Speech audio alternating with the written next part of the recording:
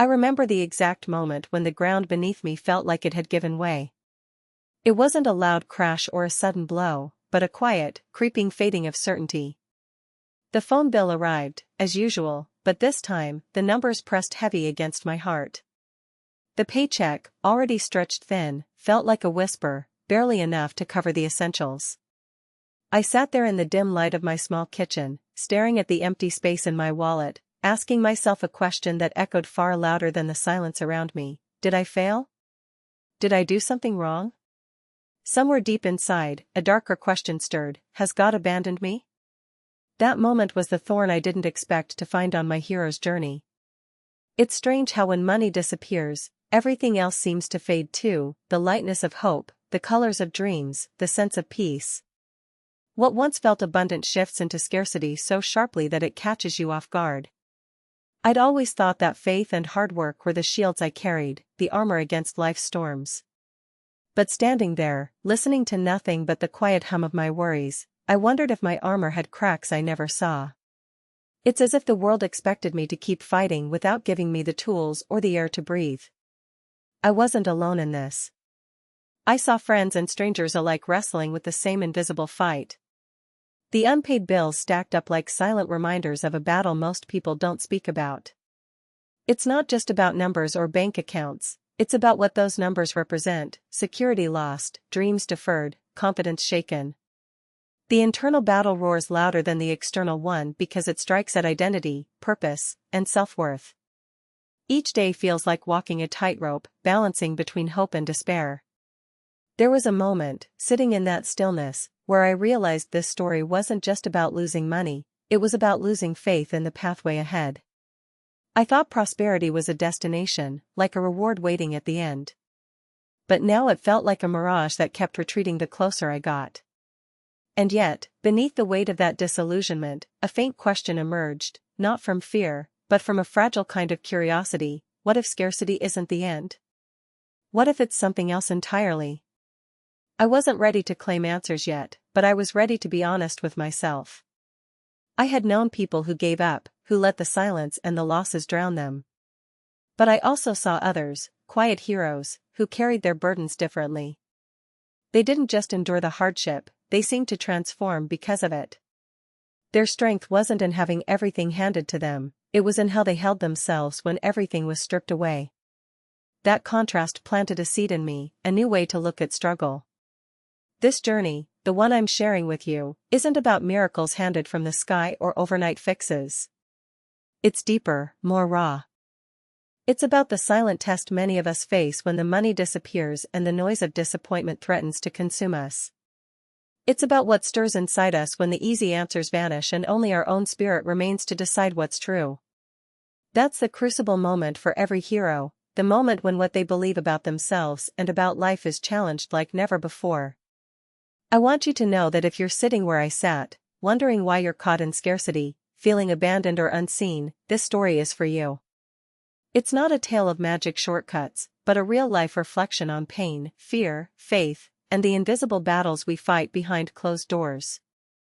What happens when we confront those moments honestly is the beginning of something we couldn't have seen from the outside, a chance to discover what really fuels resilience, what ignites courage, and how, even in absence, there can be profound presence. As I walked through my own darkness, I began to notice subtle shifts, even small moments of insight that changed the way I faced each day. They didn't erase the struggle, but they made me ask new questions, see new possibilities, and understand that the absence I felt was never a sign of abandonment. Instead, it hinted at something else, something waiting beneath the surface, ready to emerge once I was willing to engage the fight differently. So here we are now, stepping together into that uncertain space. It's not easy, and it never promises to be. But it's real, it's human, and it's where transformation begins. I invite you to hold this space with me, the tension, the fear, the hope, and to listen to the parts of yourself that are waiting to rise through the silence. The road ahead won't simply restore what was lost, it will reveal a strength you didn't know you had. This is more than a story about money. It's a story about our deepest fears and our greatest capacity to overcome, about faith tested and refined. And it's a story that belongs to anyone who has ever felt like the resources have run out, but the fight inside is far from over. I recall a night thick with uncertainty, the kind that presses heavy against your chest like a storm without rain. I sat by the window, the world outside bustling with light and movement, yet inside I was trapped in a void where hope was a fragile flicker. The bills weren't just numbers, they were shadows creeping across the room, each one a reminder of dwindling options. At that hour, my mind became a battlefield of what-ifs and could-bes, but amid that chaos, I confronted a truth I hadn't expected. The challenge wasn't solely external, it was deeply internal. The scarcity I wrestled with was a mirrored reflection of the barriers within me, not just circumstances beyond control. Through restless nights and quiet mornings, I realized that this scarcity unearthed hidden anxieties I'd long buried beneath layers of routine and distractions. This wasn't just a financial squeeze, it was a crucible revealing the fractured parts of my belief system. I began to notice how hesitation, self-doubt, and an unconscious resistance to change were silently weaving a web around my opportunities. I caught myself shrinking from risks, retreating from conversations that could have led to growth, and railing against my own capacity to shift course. In the stillness, it became evident that much of the struggle linked less to external lack and more to self-imposed limitations that had quietly taken root over the years. As I sat with this insight, I understood that the absence of resources wasn't merely a test of survival, it was an invitation to cultivate resilience and reevaluate my relationship with fear. In this sense, the hardship functioned like a sculptor's tool, chipping away at old, rigid patterns to reveal a more adaptive, resourceful self underneath. This perspective carried a strange comfort, almost like a whispered encouragement from within that the discomfort had a purpose beyond suffering. It dawned on me that the fear I wrestled with was not only about losing possessions or status but about losing identity and control. The scarcity was a canvas on which those fears painted their darkest images, and facing that artwork was both terrifying and necessary. I remember a conversation with a close friend who was navigating her crisis quite differently.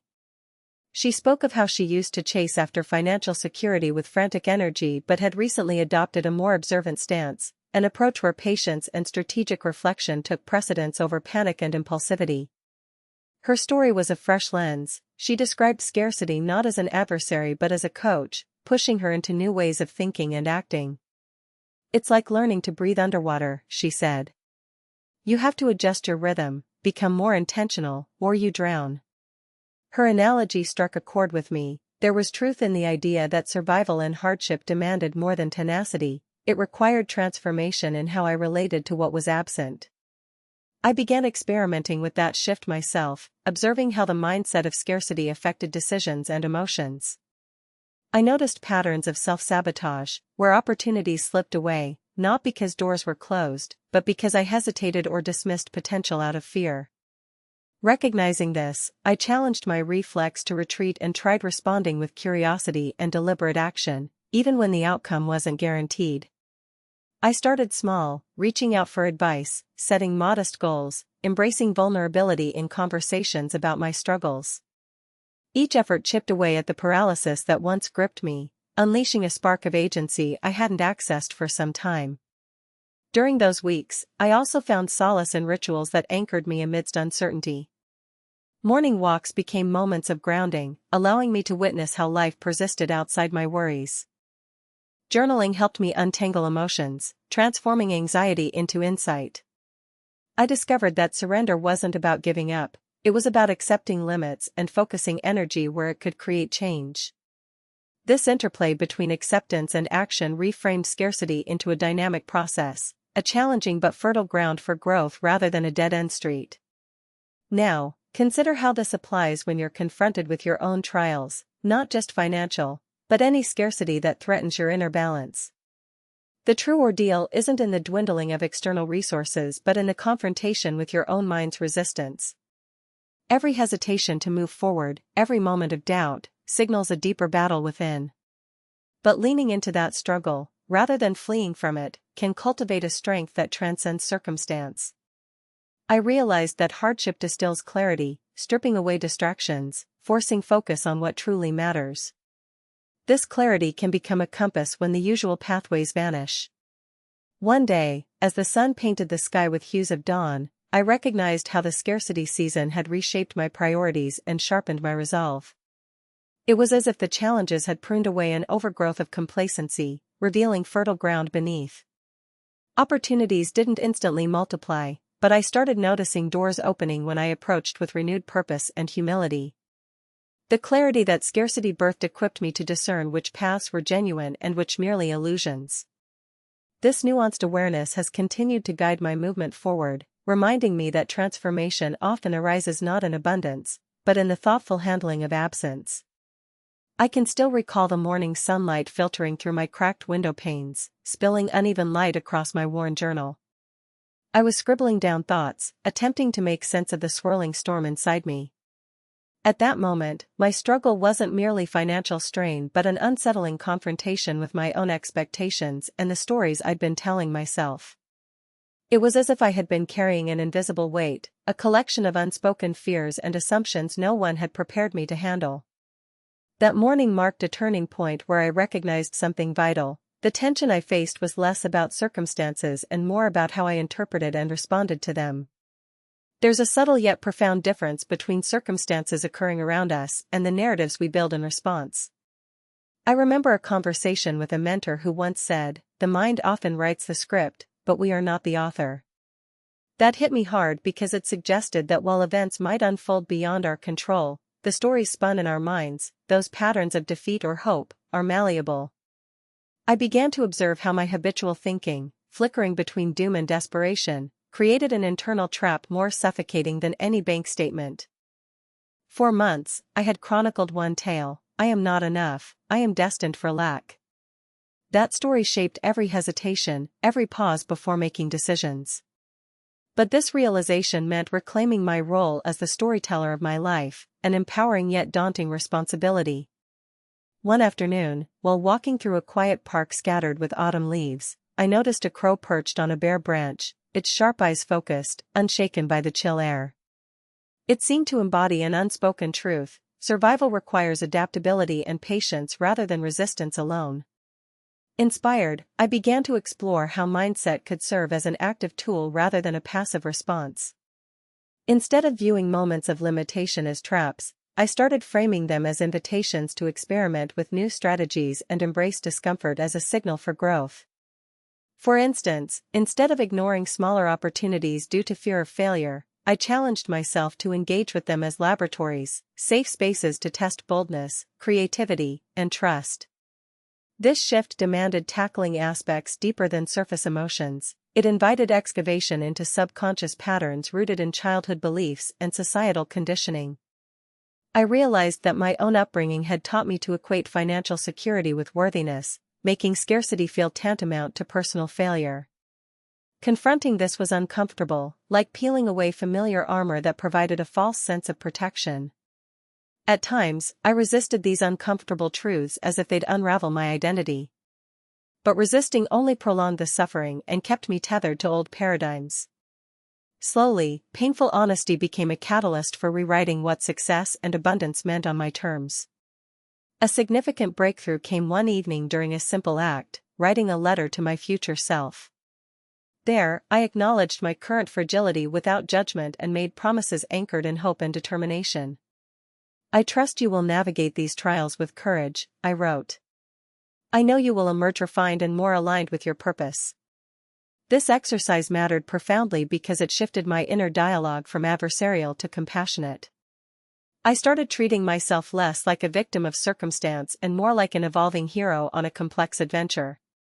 Through this evolving narrative, I encountered a new phenomenon: patience transformed from passive waiting to active engagement. This meant setting intentions for daily progress, however small, and celebrating incremental victories rather than despairing over unmet goals. I began to recognize that growth isn't a linear ascent, it's a winding path through valleys and peaks. Embracing this cyclical nature lessened the heavy load of perfectionism and urgency, allowing me to navigate uncertainty with steadiness instead of frantic striving. Furthermore, I discovered how cultivating curiosity opened doors to fresh perspectives. Instead of shutting down when plans faltered or resources shrank, I asked myself questions like, what new lessons can I harvest from this experience? Or, how might this challenge redirect me toward opportunities one couldn't have anticipated? This inquisitive stance dissolved rigidity and expanded my capacity for innovation. For example, rather than fixating solely on traditional income avenues, I explored unconventional projects, collaborations, and skills, gradually weaving new threads of possibility into my livelihood's fabric. Perhaps most unexpectedly, embracing vulnerability cultivated deeper connections with others. Being willing to share parts of this journey, my uncertainties, setbacks, and small wins, invited support and encouragement I hadn't anticipated. These interactions reminded me that isolation was not a requirement but a choice, and solidarity could kindle renewed strength. There's something profoundly healing in verbalizing struggles rather than bottling them inside, and in being met with empathy instead of judgment. Now, consider how this applies when you face your own crossroads. Are there narratives in your mind scripting defeat or limitation? What titles do you give your current chapter, and who holds the pen? Recognizing our power to rewrite these stories doesn't erase hardship but changes our relationship with it. Instead of being shackled by fear and past assumptions, we can cultivate a mindset that transforms obstacles into canvases for creative reinvention. Doing so invites an active partnership between faith and action, not waiting for rescue but co-creating possibilities aligned with our evolving vision. This nuanced transformation requires courage, the courage to face uncomfortable truths, to relinquish outdated beliefs, and to experiment with fresh approaches even amid uncertainty. My own journey revealed how seemingly insurmountable bottlenecks could become discovery points leading to unexpected breakthroughs. The mindset shift moves beyond mere optimism. It's a deliberate restructuring of inner frameworks that support resilience and innovation when resources and answers are scarce. It's an invitation to stand not despite adversity, but alongside it with openness and intent. In this way, hardship becomes not a sentence but a sacred teacher, inviting us to explore uncharted territories within ourselves and our futures. And as we turn towards these lessons with curiosity and resolve, a new story emerges, one written with both wisdom and grace, woven through with threads of hope that no external condition can fully unravel. There was a late evening I won't forget, sitting in a dimly lit cafe, nursing a lukewarm cup of coffee, while a storm raged outside. Rain pelted the windows like an angry drumbeat, mirroring the turmoil inside me. I was grappling with a new kind of discomfort, not financial figures, but the gnawing grip of uncertainty about how to move forward without clear guidance. I overheard a conversation at a nearby table where an older man spoke of his youth spent building businesses from scraps. He said something that stayed with me: you don't find water by digging where the earth's dry. You look for clouds that can carry rain.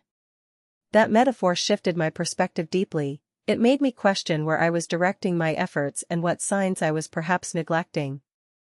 The idea of chasing resources indiscriminately suddenly seemed futile. Instead, I began to look for currents of possibility swirling beneath the surface of hardship. I started pinpointing relationships, ideas, and unexplored corners of my abilities that might be the clouds capable of delivering nourishment, even when immediate gains were absent. It became clear that scarcity could sharpen one's vision, clarifying which investments, of time, energy, or faith, were truly fertile. This changed the way I approached challenges, from forcefully trying to fill holes to tenderly cultivating seeds that could flourish with patience and care. In this stage, I also noticed a paradox: the more I pursued external solutions obsessively, the more elusive they seemed. Conversely, when I directed attention inward, to refining skills, fostering emotional resilience, or deepening spiritual connection, the external situation began to shift unexpectedly. This taught me that genuine transformation entwines inner development with outward action, not in isolation. For example, I picked up new habits, like meditative breathing and setting clear but flexible intentions, which seemed mundane initially but quietly built a foundation of calm strength. These practices buffered me against reactive impulses, allowing measured responses over panicked decisions. One particular afternoon, I sat down to write a letter, not to my future self, but to my current fears. I addressed the letter as if fear were a tangible entity standing before me, outlining its impact and role in shaping my choices. Writing the dialogue revealed that fear wasn't the enemy but a distorted messenger, signaling where growth was most needed but too uncomfortable to face.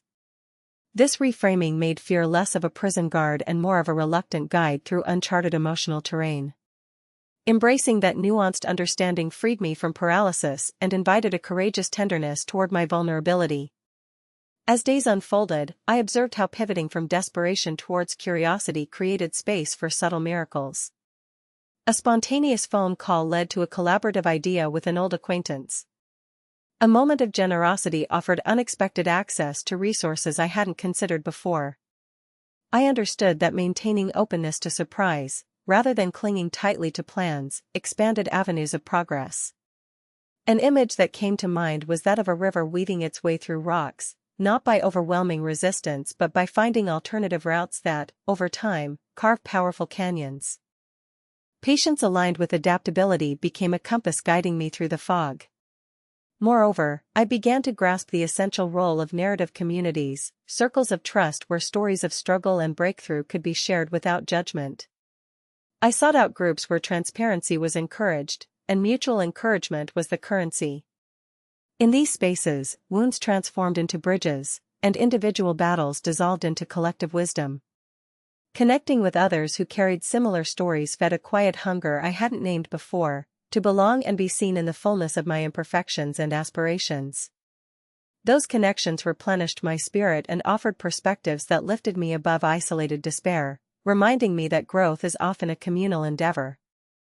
I also confronted a stubborn habit of equating self-worth with visible achievement, a trap that made me overlook intangible progress like growth and patience, discipline, and grace under pressure.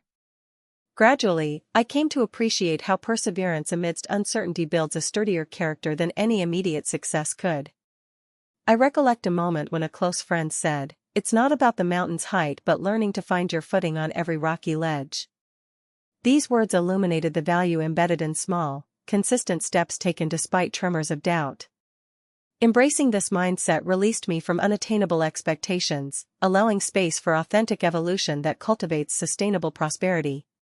Now, as I reflect on this phase of the journey, I recognize how trials serve as a masterclass in creativity and resilience. It's a time to gather hidden lessons, tune into subtle indicators, and nurture inner resources that can outlast fleeting setbacks. I encourage you to embrace this perspective in your own times of constriction, observe where your energy naturally flows despite obstacles, invite gratitude for incremental gains, and seek out allies who can share the journey's load. In doing so, you may discover reservoirs of strength you hadn't imagined, ready to turn challenges into acts of transformation. Reflecting on this journey so far, I sense the threads of experience weaving themselves into a complex tapestry, one where shadow and light entwine in surprising harmony. It's as if I've been navigating a dense forest at twilight, the path obscured yet alive with subtle signs whispering of a horizon beyond. Each challenge encountered, though daunting in its immediacy, has acted less as a barrier and more as a sculptor's chisel, shaping contours of resilience I hadn't imagined residing within me. There's a rhythm emerging here, a cadence that signals movement deeper into the terrain of transformation rather than retreat. In moments of quiet doubt, I find myself returning to a metaphor, standing at the edge of a vast ocean beneath a sky thick with storm clouds, tides turning in restless anticipation. Though the tempest casts shadows over familiar landmarks, the sea holds depths where potential pulses unseen, currents pulling toward undiscovered shores. It's in this tension between uncertainty and possibility that the essence of the journey unfolds. The very absence of solid ground compels me to develop new ways of balance and navigation, honing senses attuned to elusive markers of progress. The silent dialogue between the waves and the wind reminds me that even in unrest, there exists an invitation to surrender control and trust a greater unfolding. I've noticed how this process gradually erodes prevailing certainties, inviting a willingness to embrace discomfort without losing center. It awakens a sensitivity to nuances in my inner landscape, a heightened awareness of the subtle exchanges taking place beneath surface reactions. The moments once filled with restless striving begin to transform into spaces where patience cultivates a deeper knowing. Like a seed nestled in cold earth, enveloped by darkness, I recognize how growth often starts out invisible, multi-layered beneath what's visible to the eye. The tension between waiting and action becomes an art form, requiring both courage to move forward and humility to accept temporary stillness. Conversations with others who have traveled their own turbulent passages have become vital beacons on this route. Their stories do not simplify or sanitize hardship, but rather deepen the texture of understanding, reminding me that shared vulnerability births connection. Listening to voices that echo familiar fears while proclaiming unexpected hope reveals a vast terrain of human endurance. It nurtures a quiet confidence that the trials we face are neither solitary burdens nor meaningless suffering. Instead, they serve as crucibles, refining not only our external circumstance but the very fabric of how we perceive possibility and purpose. In the company of such insight, I find new kinds of questions unfolding, questions that do not demand immediate answers but provoke exploration. What does it mean to wield our inner resources with integrity amidst shifting tides? How might the paradox of limitation open doors to creativity once hidden by certainty? These reflections stretch beyond pragmatic fixes, beckoning us into an expansive space of existential inquiry. It's a realm where faith is not a static belief but a dynamic dance with uncertainty, where trust becomes a bridge rather than a destination. As I dwell in this liminal space, I'm struck by how the narrative arcs of struggle and emergence intertwine like the roots of ancient trees, hidden beneath soil, stretching wide, anchoring growth above ground. There's a patience inherent in nature's design that feels instructive. Progress rarely boasts loud declarations, instead, it often whispers in subtle shifts, an altered breath, a shifting angle of sunlight, a quiet strengthening of resolve. Paying attention to these understated signs trains my heart toward attunement, opening pathways for transformation that honor complexity rather than oversimplify it. Through these lived awakenings, I recognize a deepening invitation to participate actively in the unfolding story. Not as passive recipients of fortune or fate, but as co-creators who hold both the chaos and order within our grasp. This duality brings a vitality that resists complacency and despair alike, infusing the journey with an energy rooted in both grounded intention and expansive openness. It's a call to walk boldly into the unknown with eyes wide open, embracing the mosaic of experience in all its contradictions. So here we stand, at a crossroads where the accumulated experiences and insights conspire to propel us forward. The path before us is neither smooth nor fully mapped, yet it beckons with the promise of a deeper reawakening, one that transcends prior limitations and embraces the fullness of our unfolding potential. The reverberations of what has been learned echo quietly within, urging a final step into a space where faith, courage, and clarity converge. Together, we prepare to cross that threshold, carrying with us the richness of the journey and the mystery still waiting just beyond sight. I often find myself returning to a quiet moment beneath a vast, star-filled sky, one of those nights where the world feels immense, mysterious, and breathtakingly alive. In that silence, I sense the heartbeat of something vast stirring beneath my own fears and doubts, inviting me to see scarcity not as a dead end but as the raw soil from which something unexpected can spring. It's in this space, between what has slipped away and what's yet to unfold, where I realize true transformation resides. The absence that once threatened to consume me now hums with unseen potential, whispering that surrender holds its own kind of power. There was a time when I thought strength meant holding tightly to certainty, grasping at assurances like a lifeline. But over countless trials, I discovered resilience wears a different face, one that exposes fragility, invites vulnerability, and leans into uncertainty with an openness that defies despair. Strength became the courage to sit with discomfort without flinching, to recognize fear as a signal pointing toward growth instead of a foe to conquer. It is this humble bravery, quiet yet unwavering, that carries us through seasons of contraction and renewal, teaching me that prosperity is not only measured in coins or comfort but in the depth of our trust and the expansiveness of our faith. Our stories, much like rivers, bend and carve new paths shaped by unseen currents beneath the surface. Sometimes, the waters recede, leaving us standing exposed on shifting sands, questioning direction and purpose. Yet even as familiar landmarks vanish, I've learned that beneath apparent scarcity lies a reservoir of unseen strength and insight waiting patiently to rise. True abundance is not a finite treasure but an ever-evolving flow that surges when we align our intentions with courage and a willingness to engage honestly with our shadows and light. In the quiet moments when the noise of doubt threatens to drown out hope, I remind myself that the absence of immediate solutions does not imply absence of guidance.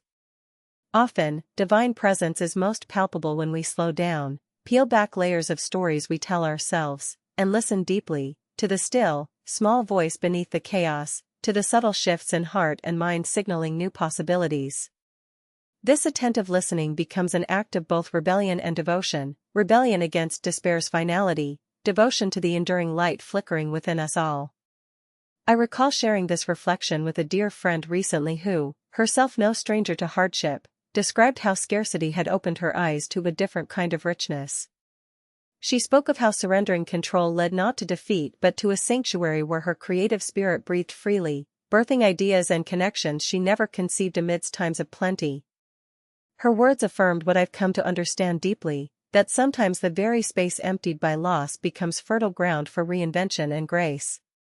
This unexpected bounty arrives when we cease resisting and start co-creating with life's ebb and flow. The invitation now, for me and for you, is to step into this sacred dance with humility and resolve. It calls us to honor the threads of pain and resilience weaving through our experiences and to trust in our capacity to glean wisdom from places once thought barren. There is an undeniable alchemy in embracing the full spectrum of our human condition, the ache of wanting, the hope of possibility, the grit required to move forward even when the horizon is blurred. Through this altar of humility and faith, we forge a new identity, one that claims not only survival but thriving on our own nuanced, imperfect, and beautiful terms. As night shifts toward dawn, I carry this quiet certainty: true victory lies not in escaping scarcity but in transcending fear through steadfast presence and creative persistence. Our lives pulse with a resilience that outlasts seasons of loss and confusion, continually shaping us into beings capable of walking boldly into the unknown. I invite you now, alongside me, to open yourself fully to this unfolding, to trust that within the pauses and shadows, a richer narrative awaits, ready to be written with hand steady, heart wide, and spirit unyielding. Together, we rise, not because everything is resolved, but because our courage to begin again is limitless.